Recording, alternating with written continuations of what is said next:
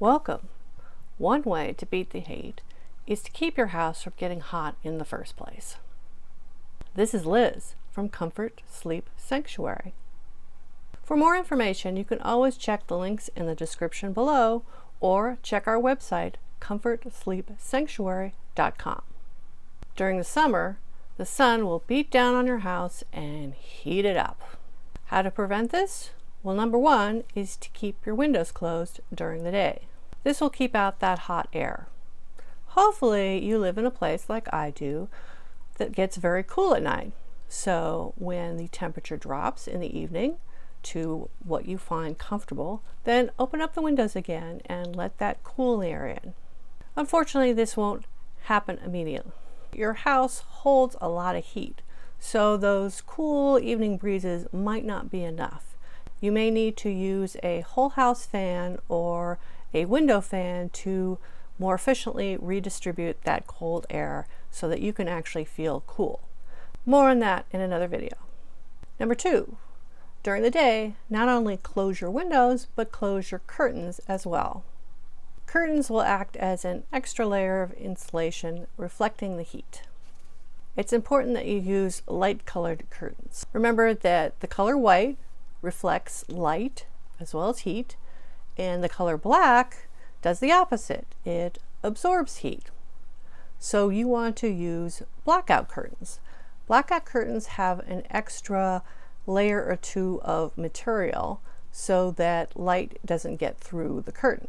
This is really intended for individuals who like to sleep in a very, very dark bedroom, or individuals who need to sleep during the day. Let's say you're on a shift schedule. But blackout curtains have an added advantage. Despite their name, black, that material is usually white or very light colored, and it is intended to reflect the light. You may have some windows that get especially hot. For those of us who live in the northern hemisphere, those windows probably face south. So you can do a little extra for those windows. This also includes your bedroom windows. If thick curtains are not enough, then consider adding a layer of insulation foam. Insulation foam comes in sheets and you can purchase it at your hardware store. I purchased a bunch of insulation sheets a while back to put in my garage to try to insulate my garage door from the heat. Unfortunately, that didn't quite work out so well. When I opened the garage door or closed it, they simply popped out, despite being glued in. However, your window won't have that issue. These sheets come in panels, so you may need 2 or 3 panels to cover your window. You can cut them to the right size. They're usually white, so they will reflect light and heat. However, if you want even more reflective capability, you can cover the outside with aluminum foil. Just tape it to one side. And if you want to get fancy, you can also glue or tape cloth to the inside so that it looks a little bit more aesthetically pleasing and not like a big white styrofoam insulation sheet. Of course, you can also replace your windows and get more energy efficient windows that block heat and light. However, good windows are very pricey. At this point, it's probably a better value to simply upgrade your air conditioning system. Speaking of insulation, why stop at your windows? The next place to tackle is your attic. Remember, the sun is beating down on your roof, so your attic is probably a gazillion degrees. Once the attic is done, consider the walls. However, that's a lot more invasive. So they need to punch these holes in the wall so that they can get the insulation foam into your walls.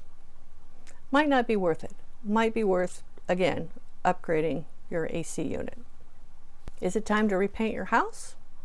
Instead of going with a dark color, choose a light color. Again, that's going to reflect the light. Where I live, beige stucco in the Spanish style is very popular. Don't forget your roof. In some places, you can actually paint your roof, and they actually sell white paint specifically designed for a roof.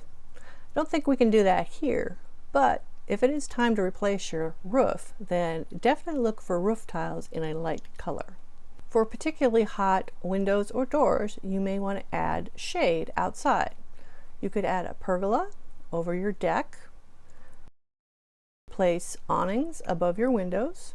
And yes, the older awnings weren't particularly attractive, but they're newer ones that look like modern sails. You can also add an attic fan. An attic fan is different than a whole house fan. An attic fan does live in your attic, but it has a thermostat on it so that once your attic gets to a certain temperature, like 95 degrees Fahrenheit, the thermostat would automatically turn on the fan and it would clear that scalding hot air out of your attic. And that may help cool down your house. I prefer a whole house fan. Again, whole house fan also lives in your attic, but it has a different purpose. Its purpose is to come on at night and clear out the stale air from the house and replace it with the fresh, cool nighttime air. More on whole house fans in another video. Outside, plant more plants, especially trees. These can provide shade from your house. Another thing they do is release water from their leaves and stems. This is through a process called transpiration. So a plant has water presumably around its roots, and it needs to get that water up through the rest of it. And so it does this by allowing evaporation at the tips, and that will pull the water up through the stems and leaves, and so the plant gets the water to where it needs to. You may have observed that when you sit in the shade of a tree, it actually feels a lot cooler than if you were in the shade of, say, an umbrella. However, before you go planting things right next to your house, be aware that many plants, especially trees, have very invasive roots. These can get in and destroy your plumbing or crack your foundation. So do a little research first and maybe consult with a professional landscaper. One last point. This should be obvious, but don't run your oven. Instead, cook food in the microwave, the stovetop, or better yet, on the outdoor barbecue. How are you staying cool this summer? If you'd like to learn more, check the links in the description below. And watch out for more videos on how to stay cool this summer. And as always, like, subscribe, and ring the bell. Good night.